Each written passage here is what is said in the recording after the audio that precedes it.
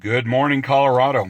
So we just dropped the twins off for their final year of high school as their seniors, and I'm very proud of this accomplishment we've made this far and got them through 13 years of education. So we are going to share with you a little bit of the process.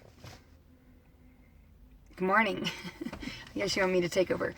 So, anyway, we just dropped off Benjamin at high school with his twin sister, and they're going to be 18 in like 18 days or something. Yeah.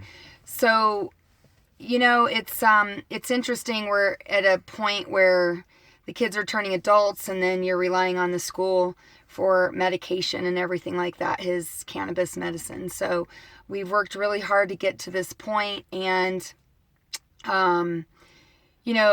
we've begged the school board for over a year now to update their policy. This is to protect school staff and allow them to, administer emergency medication to kids that are in need. We know that people have heart.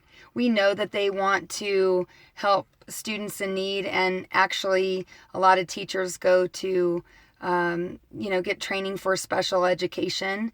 They know that they're dealing with sick kids and they want to help them out. And so we believe that, given the opportunity, our teachers would be willing to administer a nasal rescue medication to our son should he have a seizure. So we're grateful that he has been over 3 years and 7 months seizure free on his regular CBD regimen. So that's great. But there's always the possibility that he could start having breakthrough seizures again, and it could happen at school. So the lines are long. It took us like 30 minutes just to get through the line at school, and those lines continue on at the end of the school day. If there's a lockout or some sort of emergency, if Benjamin were to be stressed in some way and have a seizure, we can't get to him. We can't, even if we're 15 minutes away at home and we've got to wait in a line that's stopped, unless you jump out of your car, leave it in the middle of the intersection, and head up to the school and try to find him within this huge high school building that houses how many students? Like 1,700, maybe 2,000.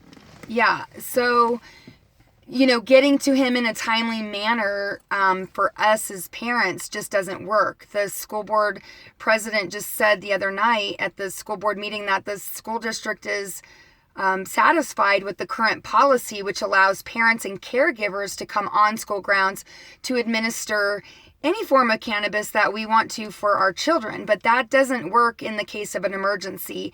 And with seizures, time is of the essence, and anyone could administer a form of nasal spray so that Benjamin could be rescued within 30 seconds versus waiting minutes or longer. And I mean, even if an ambulance needed to be called, I don't know how they're going to even get to the school.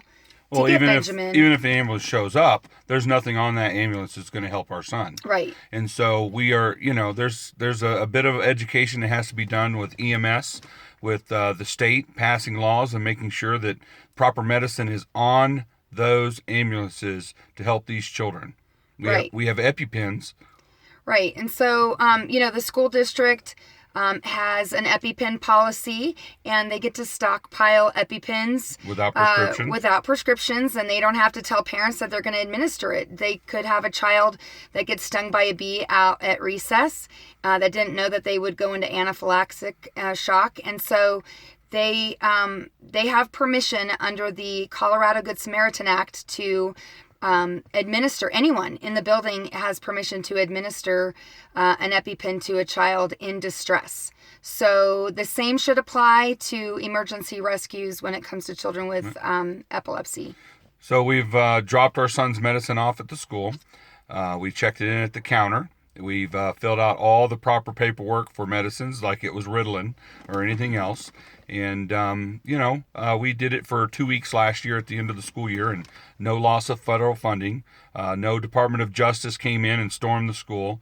There was absolutely no backlash whatsoever, and I made phone calls and told the DOJ we did it, told the sheriff we did it, told the community we did it and posted a video and absolutely nothing. We already know they can't go after our son's medicine because it's legal. The Rohrabacher-Farr Amendment makes it so. There are so many different avenues that protect our children that are medical patients. These are not criminals. They are medical patients taking a medicine that is saving lives. So we thank you all for your support, and we will keep you updated. Thanks. Later. Bye.